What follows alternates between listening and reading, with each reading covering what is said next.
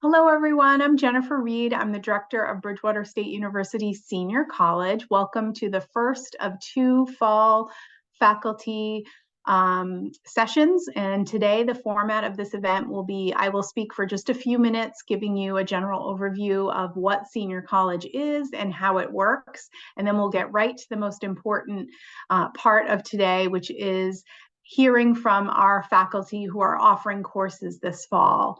And so the faculty will share a brief introduction about themselves, and then they will also provide one or two things that you could expect to learn in their class. And then they will also talk about the format of their class. So whether it's a lecture class or a discussion or a mix or a hands-on class, whatever the format is, they will share that in their 5 minutes. I do ask the faculty to try to stay to 5 or less minutes because we try to keep these sessions to an hour. And I know we have a lot of you here today in the Zoom, so that would be really helpful. So what is senior college? So senior college is a dynamic community for adults over age 50. Although we don't check anyone's age, I get that question a lot. We do have a few members in their 50s, but most of our members are in their 60s, 70s, and 80s, and we're wide open. So if you have a son or a daughter who's in their 50s and they want to take a class, they're welcome to. Anyone can attend at any age. But our program is geared towards adults who are in the retirement age because most of our classes do take place during the day. And so that's generally when most people are looking for to learn and to be busy. So that's when our program is mostly offered. It's learning for fun and engagement to help all of us age well and actively. There's no tests, no grades, there's no prerequisites, so you don't have to have any educational background, or you could have all the educational background in the world. It's open to all. It's also open to everyone geographically, so you can be, from our local community, the Southeastern Mass region, but we also, last semester, we had members from 7 different states, which we welcome because we have so many classes that are done virtually like this on Zoom. So far, we have members from 2 states, I've noticed. I think Illinois and North Carolina, or maybe it's South Carolina. We have a member who keeps coming back every semester from South Carolina, which we are thrilled with. We have our courses are offered on a short-term basis. So the most classes are 6 weeks long, and they are offered on a rolling basis. So our fall semester starts on September 5th, but that means we have classes that start in September, and then we have classes that start in October and November. So even if you or a friend end up joining late, there's still plenty of value to be had for you to keep spreading the word to others. If you see a class that might be starting in October that might be of interest to someone, please do, don't think that you have to register by a certain time. People can register and be a part of senior college all the way up until the last class starts in November. We have an open enrollment model, which is a little different than other lifelong learning programs. So you pay one fee of $85 and you can take as many classes as you like. So you can take 5 classes, or you can take 14 classes, or you could take every class if you can somehow manage to never need to sleep or do anything. So you literally can take as many classes as you want. A lot of our members take somewhere, I would say, between 4 and 7 classes because, as I said, some are in September and then they're ending, and then you would be starting a new set of classes in October. The $85 is also the lowest fee of any lifelong learning program that I've seen in Massachusetts. So we have that as an advantage to our program. And that's really due to the university's commitment to this program and to all of you as stakeholders in our region. So big thanks to Bridgewater State University for that. We also have scholarships. So if you know of anyone that the fee would be prohibitive, please just have them email me. They don't need to share any paperwork or anything. We have the ability to give out scholarships to anyone that needs them. So that's a full scholarship. They could have a membership for free. And we also have lifetime scholarships, memberships to anyone 90 or over. So if you know anyone in that demographic and they're interested in senior college, please, again, just send them my way. And we also have several benefits to our membership. A big one is the access that you get to our community. So as a member of senior college, for no extra fees, you can take advantage of the campus amenities that we have, such as our fitness center on campus, which is beautiful, our pool, our library services. Maybe you want to, start a genealogy program and you actually want to have a conversation with a librarian and be able to use the great search engines that we have through our Maxwell library. You can be a part of our community and have all of those benefits. You can get a parking pass. So if you live local, you can park at the university, which is great. And so all that's for no extra fee. We also have, so I mentioned we have courses on Zoom. This semester, I believe we have about 40 classes, and I think 17 of them are in person and the rest are on Zoom. And most of our Zoom classes this semester are actually recorded. So you have access as a member to what I call the member on-demand library. So if you miss a session of a class, you can go back and watch it later. Or if you miss an entire class and you hear from someone, that this was a really great class, you actually can go watch it later. So that's a real great value as well. And lots of our members appreciate taking advantage of that. Then finally, I would say just a little bit about our registration process. It's kind of like a two-step process. So the first would be to go to our website and and click on the payment portal. That's how you pay electronically. You can also pay by check. You could just reach out to me. And again, I'm Jennifer Reed at Bridgewater State University, and I'll be happy to, I'll put my info in the chat once the faculty start talking, and I'll put the website in the chat once we get going. So you pay via the payment portal, and then shortly after that, I send you a separate email where you actually choose your classes. So it's kind of a two-step process for you, but we're getting there. It's getting a little bit easier. And then finally, the only thing we ever ask of you or ask you to understand is that we don't have any paid advertising. We don't have that in the budget. I wish we did, but we don't. So if you participate in senior college, the best thing you can do to help us keep the program robust and well enrolled and growing is for you to tell a friend or neighbor or your sister about senior college. And that's exactly what our members do. And it's really what's helped us grow. A woman called me the other day and she's like, my sister's been bugging me forever about this senior college. And she was the one that lives in Illinois. So I was so thrilled. I'm like, yes, do it. Oh my gosh. And so her and her sister are going to take some of the same Zoom classes. And so they have this like great shared experience that's virtual, and they can participate together, and then it helps build their relationship too. So don't be afraid to tell your friends and family that might not live in our area. Okay, that was a lot of talking. So I appreciate you being here today. I appreciate seeing all the comments in the chat, and we'll get right into it for our faculty. So again, the prompt is for you to tell us, introduce yourselves to us, and then also share maybe one or two things people can expect to learn in your class and the format of your class. And so up first, we have our great origami expert and artist, Andrea. Andrea, welcome.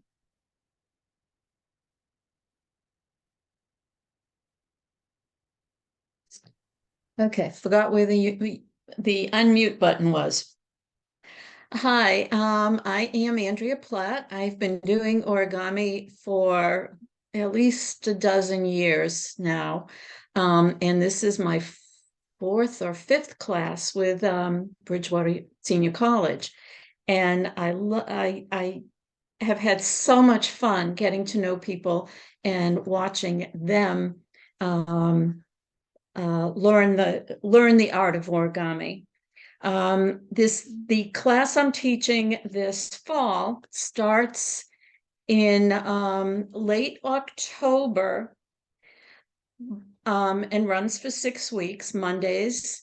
We're going to be at the in person at the Bridgewater Library, the main library. If you've never done any origami before, don't be scared. I'm going to do, before the class starts, I'm also offering 2 intro to origami Zoom classes so that you get a little exposure to the art and don't come into the actual course feeling behind the 8 ball. To give you an idea of things we're going to be folding this class session, it's supposed to be sort of a little introduction to a wide variety of origami techniques. This is a first. This is origami that moves, and that is something that anyone could fold with us. Another that we're going to fold for sure, I'm going to sort of match based on the class that signs up and their experience. I will match models to that. This globe is actually a box, and we will be folding that. This class, that's called modular origami, when you fold individual pieces and put them together. No glue. No glue. Start with a square. No cuts. But sometimes we stretch a little, and we'll also be folding this, which actually does start with a square, this star, and can be expanded through these joints to create a quilt. So you could put these pieces together and make a wall hanging. Other thing we're probably going to do is some kind of a flower. Again, very different techniques. This might have a little bit of wet folding in it to give you a little experience or exposure to that. One of the things I love about origami is there is always more to fold, and every skill you get builds, and over time you become increasingly able to do more and more complicated pieces. This is one piece of paper, transparent paper, and it's just folded. And if that's sort of a quick intro, if you have any immediate questions, can you put them in the chat to me, Andrea Platt, and I'll see if I can answer. I'll stay on for just a couple of minutes. And I hope some of you will stretch and give it a try.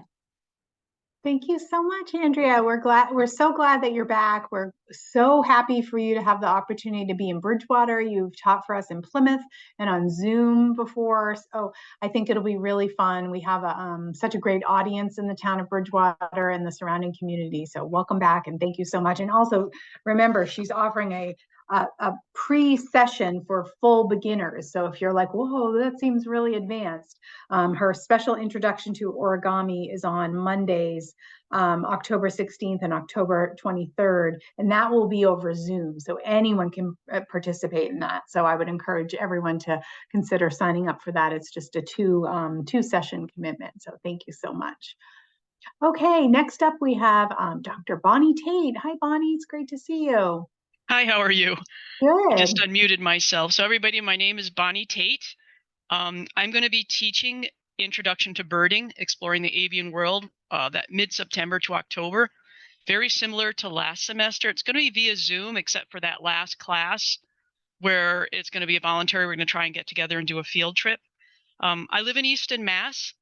I've been a scientist for many years, and I've taught science, biology, chemistry, and physics, high school and college for the past 15 years. And I've been a birder for about the same time.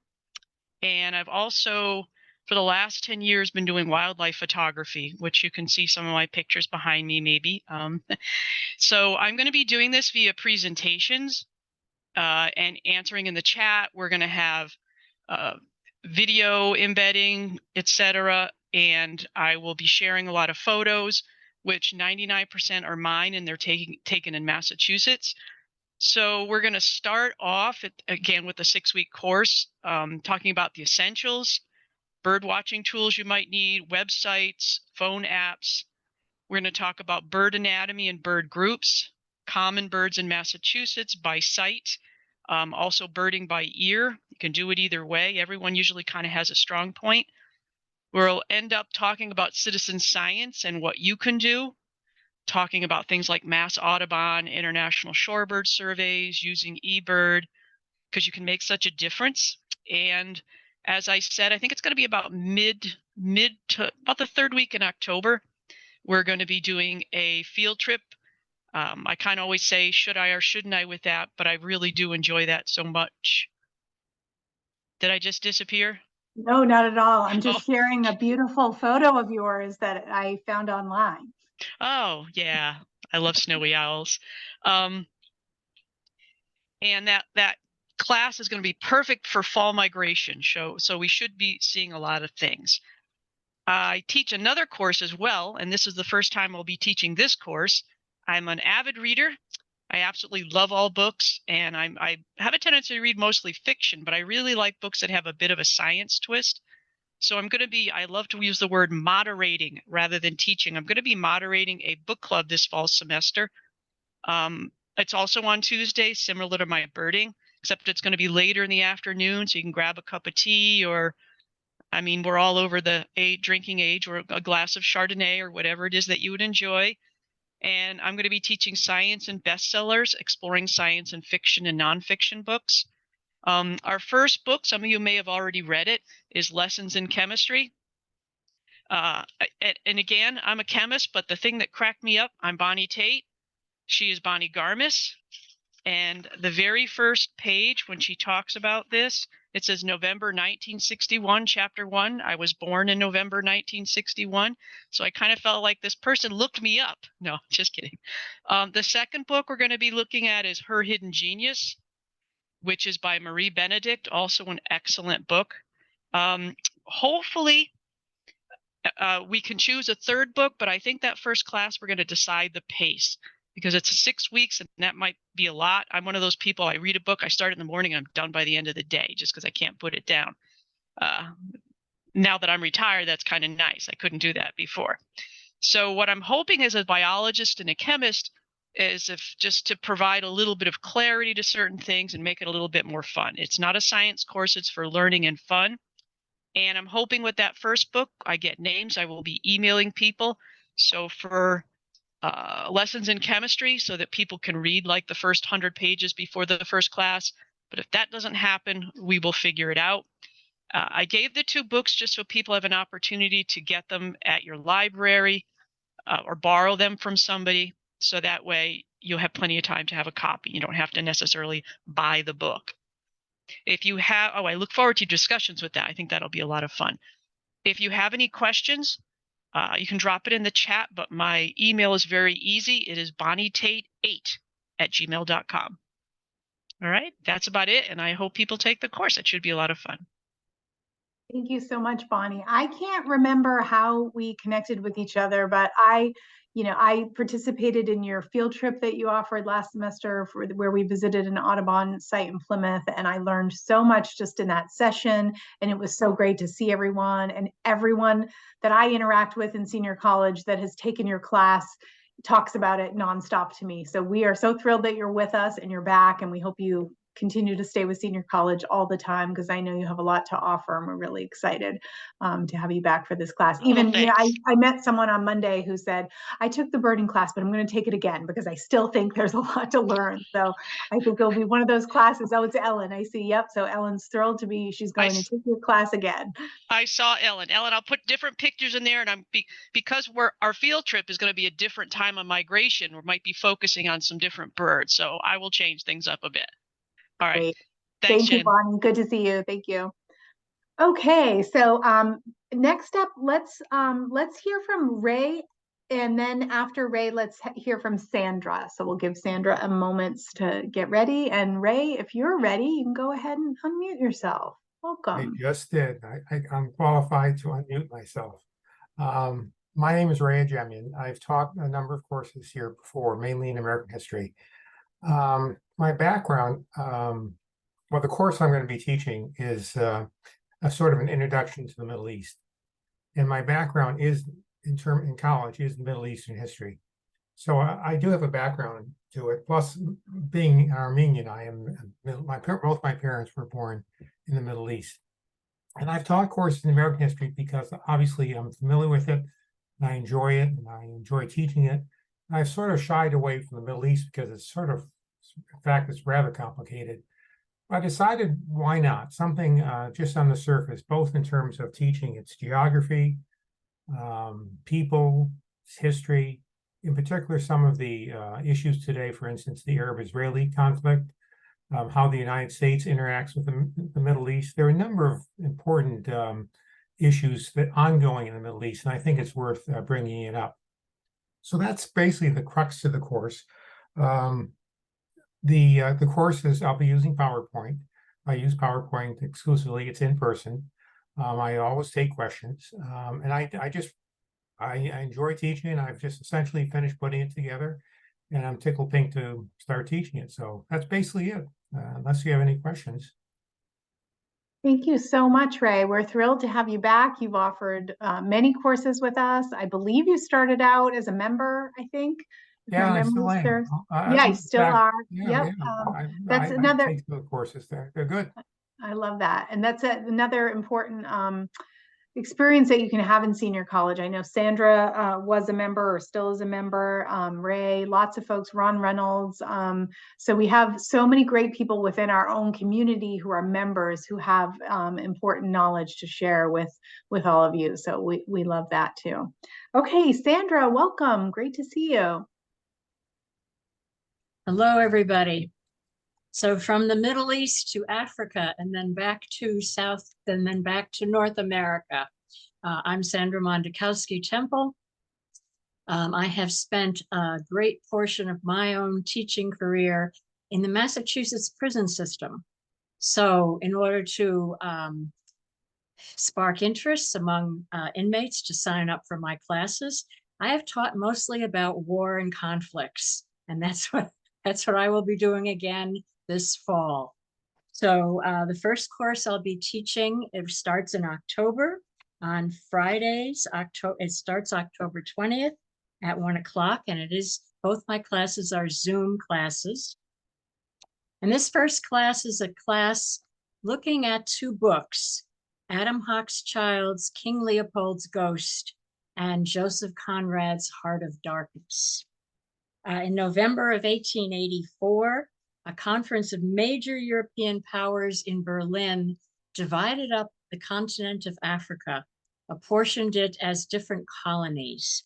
And King Leopold II of Belgium managed to get pretty much the entire Congo Basin as a personal, not a Belgian colony, but as a personal domain. And in that domain, he then plundered it for ivory and rubber, slashing the area's population by almost 10 million people by the time he was through in 1908. As part of this, Adam Hochschild talks about this whole history. He does it in an incredibly fascinating way. To read it, you will think to yourself, oh, I don't want to pick up a book like this, oh my gosh. And then you're going to start reading it and you're going to get intrigued and involved. And all through the book, he talks about Joseph Conrad's Heart of Darkness. And so we will be covering both of these books, both of these experiences, because we'll also be looking at the heroes of this story, the missionaries and the travelers and the reporters who finally broke open all of what Leopold did. And the first 20th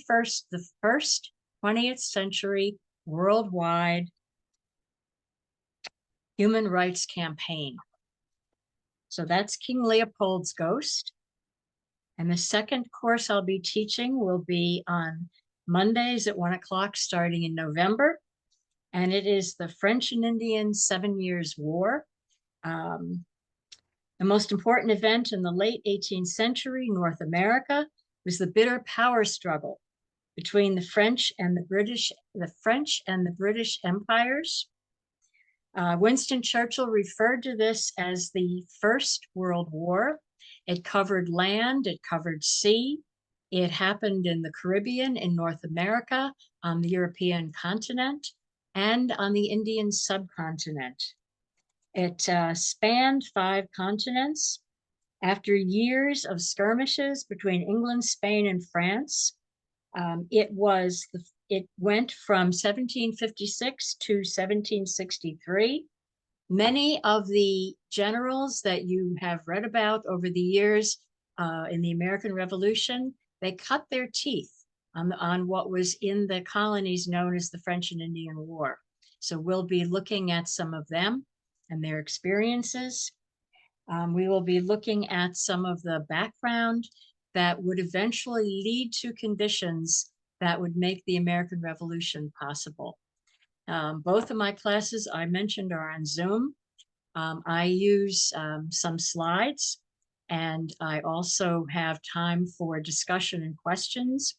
I really enjoy when students then listen to a class or see a particular slide and have a question about it. They email me about it. I do a little more research and get back to everybody about it. So it's an so both of my classes this fall and also in the past have been as interactive as I can make them. Thank you. Hope to see some of you. Sandra, thank you so much. Sandra puts an incredible amount of effort into her courses, is incredibly knowledgeable and well prepared. So I would encourage you, even if you read this description and think, oh, this isn't, you know, maybe the top of your mind, she's back every semester because our members demand it. And so we're thrilled to have you back. And I appreciate all the effort you put into your courses and offering such thorough, detailed, interesting topics. Thank you. Okay, so up next we have Dr. Michael Krasanik, and then after Michael, we will have Jim Kirkcaldy. Hi, Mike. Thank you, Jen. There's a number of familiar faces here, which I'm happy to see, and I'm happy to be part of the senior college program. Jen can probably help me out, but I think I might have been there right at the beginning here in terms of offering courses. So I'm an old timer, and I don't want to use the word old timer, but I mean I'm a senior in the senior college program. So I'm happy to participate again this year. And let me tell you a little bit more about the course, which is the Bill of Rights. Those of you who probably have some passing knowledge, the Bill of Rights are the first 10 amendments to the Constitution of the United States. And what that means is that the founding fathers, particularly Madison and Jefferson, were of the opinion that the Constitution itself, as ratified, did not really provide enough guarantees for personal liberty, for support of individuals, for a system in which individuals had the opportunity to express themselves in various different ways. And so the first 10 amendments were added and ratified very quickly right after the Constitution was ratified. Again, those of you might have some passing knowledge. We often think of the Bill of Rights as the first 2 amendments. First Amendment dealing with issues like freedom of speech, freedom of religion, freedom of press, freedom of assembly. And the Second Amendment deals with the issue of the right to bear arms. But there are others that deal with the rights of criminals, the rights of a speedy and fair trial, the rights of individuals to face capital punishment, as we call it today. So we'll be examining a good number of those rights and those elements within the Bill of Rights. This is a particularly important time to be looking at the Bill of Rights as a result of the election coming up. Those who know me, I always try to be nonpartisan and fair and not bring in individuals and issues. But there's so much out there with regard to free speech, so much out there with regard to freedom of religion and gun rights and the like, that it's almost impossible not to talk about these Bill of Rights within the context of what we're facing today on the national political scene. Also, what's important is that over time, because many of these rights were written in a very broad manner, freedom of speech as an example, the courts, from the district to the appellate to the Supreme Court, have had to interpret what these rights mean and how they should be applied, and what are the limits to these individual rights. And so we'll be looking at important court cases from the Supreme Court to a large extent, but from other courts as well, within the federal government and then within the state government, to try to determine where we are today in terms of the liberties that we have and how we can best express them and understand them and live them as Americans. We, of course, are very fortunate to have a country that provides us with these guarantees and stands up for them to a large extent. But it is important for us to have a better understanding of what they mean and how they apply to us as citizens and how they apply to others who may be entering into the judicial system or facing criminal charges. And so there's a lot out there. Hopefully in the 6 weeks, we'll be able to handle most of these. I believe I start in the middle of October and on a Tuesday at the Bridgewater Town Library, which has been an excellent place for a conversation to occur. Those who've had me in the past know that it's a mixture of using lecture and presentation, online videos or online articles that would be put up on the screen, and also, certainly most importantly, interaction and responding to the concerns and questions of people who are in the class. I think we get a good deal of knowledge by listening to each other and interacting with each other and providing information that I don't get to as well. So it's a course that has a great deal of merit these days and a great deal of opportunity for people to understand an important part of how we live as a nation, how we live as a people, and how we live as a constitutional democracy. So I'm looking forward to the Bill of Rights course, and hopefully I'll be able to see some of you as we move into middle of October at the Bridgewater Town Library. Thank you. Thank you, Mike. It's great to hear from you. I'm really excited. This is a brand new course that you've developed just for senior college. What Mike is humble, maybe too humble to mention, but he's a political scientist. He was a professor and chairperson here at Bridgewater State University for, I won't say how many years, but I think it was like 40. A long time. Yeah, long time.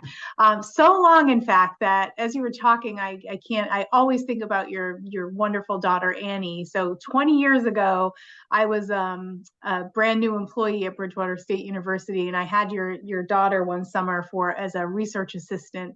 And she has turned out to be also a political scientist and a department chair and a faculty member at another university. So can you imagine what the family discussions must be at the Krasanik house? I just want to be a fly on the wall. What do they say about something falling off the tree, right? I guess, not very far at all. Yes. Jen, let me just add one other thing. If people want to get in touch with me before this class, it's mkrasanik@bridgew.edu. I still have a Bridgewater email address, mkrasanik@bridgew.edu. I'll be happy to respond to any questions that you might have regarding the course. Thank you, Mike. Thank you. So excited to have you back. Okay, up next we have Jim Kirkcaldy. Welcome back. Good to see you, Jim. And then after Jim, we'll have Suzanne. Just unmute yourself, Jim.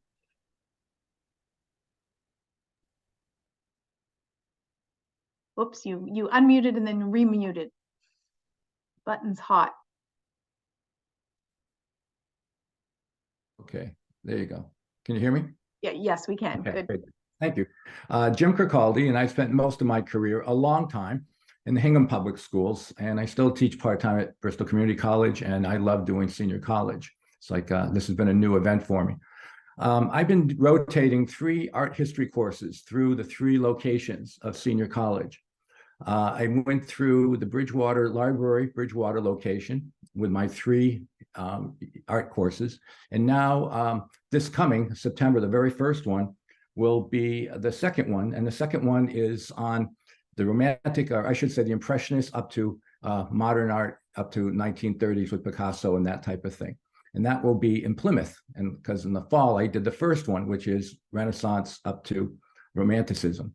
And what I hope to do later this fall, the second, I'll be going to the Easton campus to start right from the beginning again, Renaissance. So you could just jump in if you're thinking of taking this one that starts with the Impressionists. You don't have to have been there here before, although obviously there is a continuity there. My main goal doing this is I hope after my courses, you can go to any art museum and simply enjoy it and more. Because I do take time to how to read a painting, how to analyze a painting. And obviously we use PowerPoint and we have a lot of discussion on this. I do spend some time on how to read a painting, the different things to look for, tricks that the artist uses and so forth. And there's always just enough history and philosophy to tie the whole thing together. So I've really been enjoying that a great deal. So once again, the first one is in Plymouth coming up. And then the second one will be in Easton. That's where I start over again. And then I will continue that way. Now, I like working in Bridgewater since I live here, so I'm starting a new one. And this is called The Victorians. And basically, it's seems to be a lot of interest in British history lately, especially in the BritBox and that type of thing.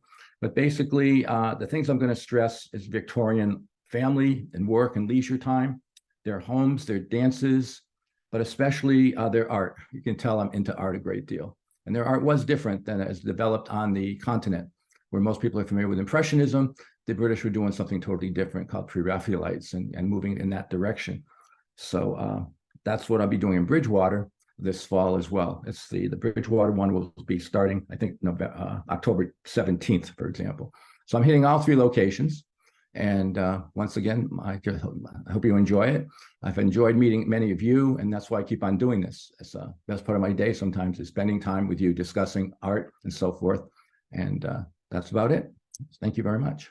Thank you so much, Jim. I think Jim and Nan Loggins get the awards for hardest working senior college instructors, often offering 2 to 3 classes a semester. So you're always back by popular demand. I know everyone would protest and have me fired if you weren't back. So we're thrilled that you're back and often and just so engaged and willing to teach at our different in-person locations. It's really helped us develop our audience in those other locations that we have there in Plymouth and Easton. So thank you so much, Jim.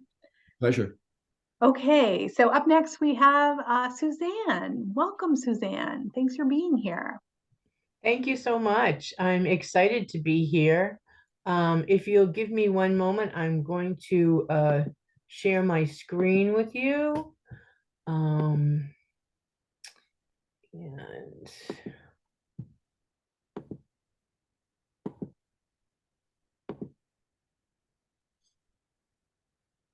all right, I hope everyone can see my screen. So I'm very new to senior college. This will be my first time offering a course at senior college. I've been teaching for well over 20 years, mostly in higher education, but also as an administrator. And so I'm very excited to be joining senior college and to be offering a class on ageism. And so ageism is an emerging issue, a controversial issue, and one whereby we will be having conversations about challenging stereotypes, but also about strategies that we can use to help people feel a sense of belonging and try to counter this type of discrimination that can exist. So we're going to approach the course in a way that I like to, which is facilitating our conversation. And so I will introduce some concepts such as these items on the slide, but most of our time together will be talking about our opinions, our perspectives, and our experiences. And so I'm looking forward to hearing the diversity that each participant will bring. We're going to use a book. It's called This Chair Rocks, A Manifesto Against Ageism by a writer whose name is Ashton Applewhite. It is a paperback, small paperback book. And I checked, it's available at most bookstores, but also Amazon, anywhere from $5 to $20, depends as if you want a used copy or not. And so we're going to be doing some reading from that book, and having conversation about it in our time together. And I will be asking participants to read before the first session, which is going to be in October.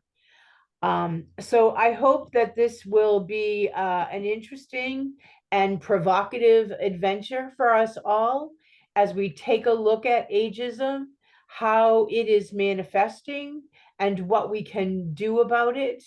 As more and more of us baby boomers are living longer lives, it's an important topic for us. And I think it will be a great opportunity for discovery and sharing of our experiences. So I very much look forward to our time together. I too will put my email in the chat so that you can contact me if you have questions. And I hope to be reaching out to people so that you can know what the reading schedule is well before our class begins in October. So very excited to be with Senior College. And certainly these messages from each of the instructors is really piquing my own interest. So I wish I had unlimited time to be able to take everything. It sounds amazing. Thank you so much. Thank you, Suzanne. I'm so excited. This is a topic that is near and dear to my heart. Suzanne and I know each other through a mutual colleague. It's a professor that we both had. Suzanne is a graduate of a doctoral program, and I'm in the same program now.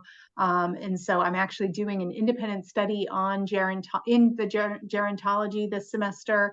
And so it's really, really an important topic. And I know I'm 49, but I already see so many things related to aging that infuriate me as a society. And I think you'll have robust, interesting discussions in your class. And I think everyone will learn a lot and be able to educate those around them around the concept of ageism. So thank you. It's a really important class. I think it's going to be great. Okay, so up next, who did I say? We have, I believe, John Winters and then Tyra. Welcome, John. Let's see. Oh. Hi, John. Hi, everyone's doubting my ability to operate Zoom now. I'm in trouble. How you doing, everyone? Great to be with Senior College again. I'm teaching a class. We're going to be looking at the literature of incarceration, which I think ties into what we're hearing a lot of in the news these days. And there's been a lot written about it recently, and going back to 1866 with Crime and Punishment. Kind of the big boy on the block. But so the idea is there are a lot of books. And the folks at Senior College were kind enough to give me 4 sections, which to distribute all these books over and talk about them, read them and talk about them with the members of the class. Crime and Punishment, Angela Davis. We'll start out with this one. Are prisons obsolete? The idea of abolishing prisons, if you've never heard of the idea, would probably strike you as absurd. But she's been pushing for it, among other things, for 50 years.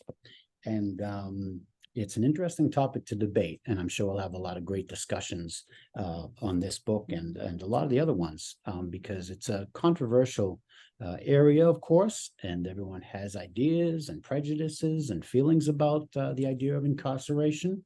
Even in my own family, we would argue when COVID was around and the inmates got the shots first, the vaccine first, and they were upset about that. Not gonna understand that, right? But the other side of the issue is, well, you got a closed community of thousands of people here, and many of those people, the COs, the corrections officers, and the staff, they go home at night out into the community, and if it breaks out on a large scale in the prison, it can go into the community. So issues like that will be coming up along the way. Now, why am I allowed to teach 4 sections of this over the next few months? I'm not an expert. I'm not a criminal justice major. I write for a living. I worked at Bridgewater for 20 years as an administrator in communications and the website. If you get the alumni magazine, I know some of you probably do. I write most of the stories in there and come up with them. I've written biographies and supported myself writing for many years now. I used to be a reporter. But about 5 years ago, I started teaching in the prison system in Rhode Island. And during my last class with senior college, one of the students said, why don't you do books about incarceration and kind of incorporate kind of my own experiences there on the front line? And I thought it was a great idea. And so we'll be doing that. I have a lot of conflicts myself I have to work through teaching in a prison. We'll be getting into those, but we'll also be driving the discussion mostly will be the books. We've got Crime and Punishment, the new Jim Crow. We've got one, there's just, I got a whole bookshelf over there. It was really tough to almost narrow them down, but it will be a mix of fiction. We've got short stories by Kafka and by famous one by George Orwell. So things like that. It's a mix of literature, fiction and nonfiction. I want to hear what the students have to say because it's really a discussion-driven class. Everything I teach, because I'm really not an expert in anything, but everything I teach basically is just to facilitate and to have you as students be the real contributors here and really running the course. I just steer a little bit and offer up some ideas. So that's what we do. And like I said, we'll have a busy reading schedule, but I think it'll be a good one. And I'm really excited to be at senior college again because it's a favorite teaching I do these days. With the prison being a close second because those are the only places I teach these days, actually, because I only teach where I'm interested in being, and that's being with you folks and being with folks who are trying to figure out their lives, sadly behind bars. That's about it. Any questions? Thanks so much, John. Okay. We're thrilled to have you back. I think you're an expert in, obviously, in literature. I know that you have offered courses on African American literature in the past, but what you are really great at is engaging people in reading and analyzing what they've read and having discussions about that. And we're thrilled to have you back. You're an example of why it's so great to work at a university. You meet a guy, I've met him probably 20-ish years ago, and then you realize that, this person has all these incredible interests and he's an author and has great expertise. So we're thrilled to have you and glad to hear that you're enjoying your experience in senior college as well. So thank you. It's absolutely great. Thank you. Okay, up next. Hi, Tyra. Welcome back. My name is Tyra Mitchell. The last session was my first session, and I loved it so much. I couldn't wait to come back and share more passions with you. The class I'm teaching this term is called Thailand, the Land of Many Smiles. And it's great for people who've been to Thailand, people who'd love to go to Thailand, people who are just curious about other cultures, or, someone who loves to go for pad thai at their local Thai restaurant and wants to know more about the culture. I am a sociologist and educator from my educational background. And I lived in Thailand for 5 years. I was married to a Thai man. My children are half Thai, and I have gone back and forth and taught a lot of students who were going over as AFS students or professors going over to work in Thailand about Thai culture. In our class, you can expect to have some reading material that we'll do outside of class, some videos, short videos that we'll do in class, lots of discussions, some slideshows, and I'm hoping a couple of special guests to come and answer questions. One about Thai life, what it's like for travelers going there, do's and don'ts, interesting cultural perspectives that would be helpful to know before you arrive, and also family life, work life, what that looks like, how it's similar and different. What most importantly to me is what's behind the smile. Thai people tend to be stereotyped as very easygoing and lovely and wonderful, and certainly our beautiful, warm-hearted culture that is very generous of spirit. And also behind the smile is awkwardness and social confusion with other cultures, hiding anger. So we'll get into a little bit of that as well. And of course, for all of that, laying a little bit of a foundation around Thailand, the country, the different regions, how they're different, and any other questions you can come up with. Tyra, I'm so excited. One of the best feedback we got last semester, Tyra offered a really interesting class on Ernest Shackleton's adventure exploration to Antarctica. And that's been used in leadership literature and team building literature. And it was a great class. And I remember one of the comments was, someone said, I would take any class with her. So you are definitely one of those people that just is a natural educator. I happened to have you once in a class that I taught, and you were one of the best students I've ever had, incredibly talented writer. And just, you have a way about you that I think you're a natural educator. And I know, especially with senior college, you just have a perfect way about you. And so even if you think, oh, Thailand, that might not be of interest to you, you want to take the class because you want to spend time with Tyra. So I encourage folks to sign up for your class if they haven't done so already. Thank you for being here. I'm going to have you write all my biographies from now on. Thank you. Be happy to. Be happy to. Okay, so up next we have Alice Berman. Alice, welcome. Okay, had to unmute.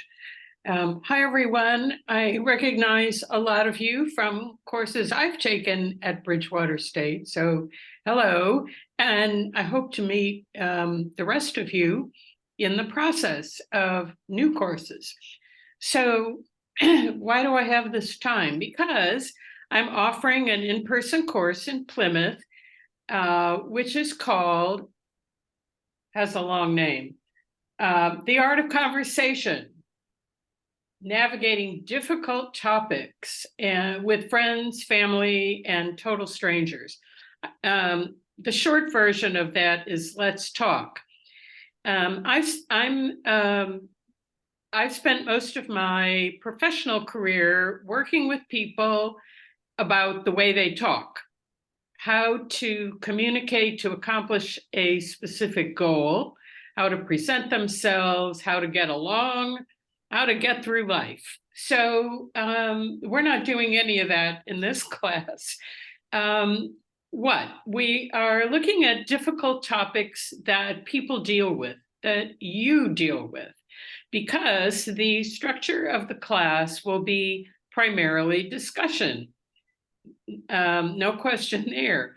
And it will be discussion with the whole group, small groups, individuals, and what's known as research as dyads, where we pair up with someone as a partner for the class and work individually with them on topics that come up.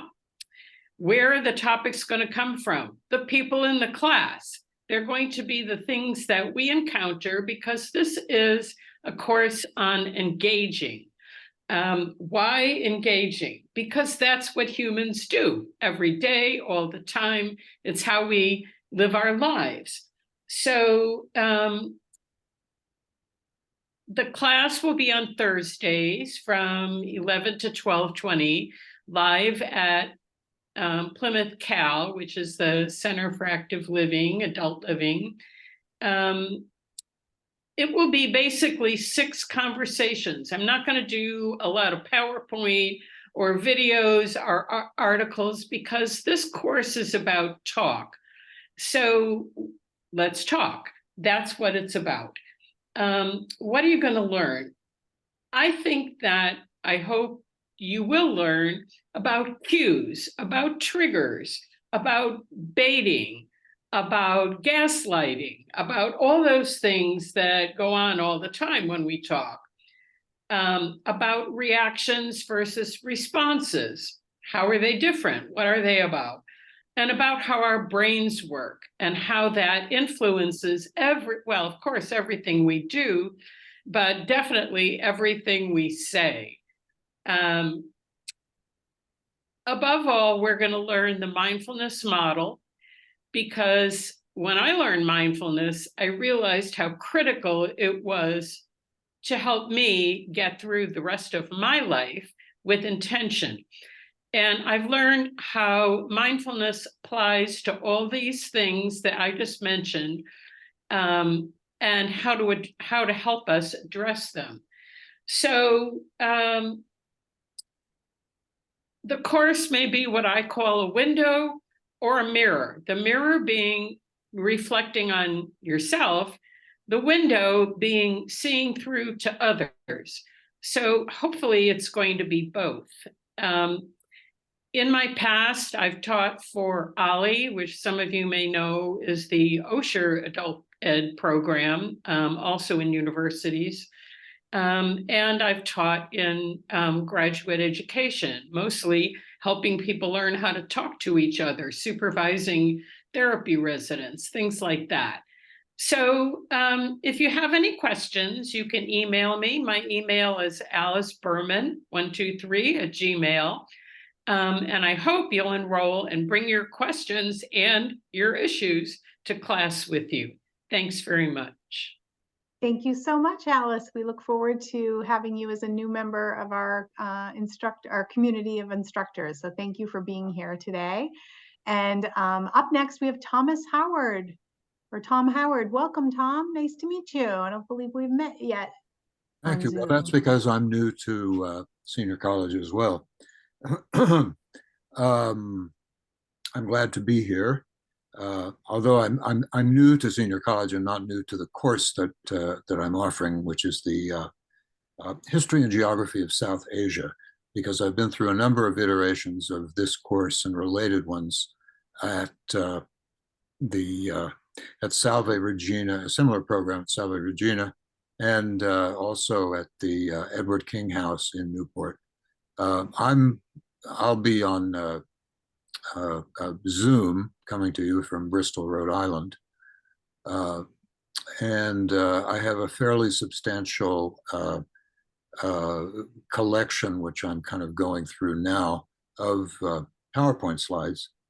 I'll start early. What I'm trying to do this time, more than I've done in the past, is try to bring Pakistan more into the mix, because a course like this, because of the prominence of people like Gandhi and the drama of the Indian independence movement and characters like Nehru and Mountbatten, the course always ends up being much more about India, and also because Pakistan has been in many ways such a disappointing country. But it's interesting. It has its own reality, and I'm going to try to bring a little bit more of that in this time around. The course will meet via Zoom on Thursdays starting October 5th at 10:30 in the morning, as I remember. I don't require any previous reading. I mean, the more that you can read about India, or there I go, South Asia, the better. The more preparation you'll have. But it's a huge, vast subject, and you could spend your whole life studying South Asia and still not get to the bottom of it. The one thing that I do, I'm assuming that I will get a roster of students with email addresses before we start, and I will send out before each class, I'll send out a list of names and places, things that normally I would write on a blackboard or whiteboard in front of a class, but which it's impossible to do in this format. It's not a review sheet. I mean, it's just to make sure people get spellings right and so forth. Well, I mean, I could recommend a number of books if you want to, instead of plonking around on internet, Wikipedia, which actually might not be a bad thing to do, You could get a book called The Wonder That Was India, called by A.L. Basham, B-A-S-H-A-M. It's probably only in libraries. I think it may be out of print now, but it's a wonderful encyclopedic work. And there are others.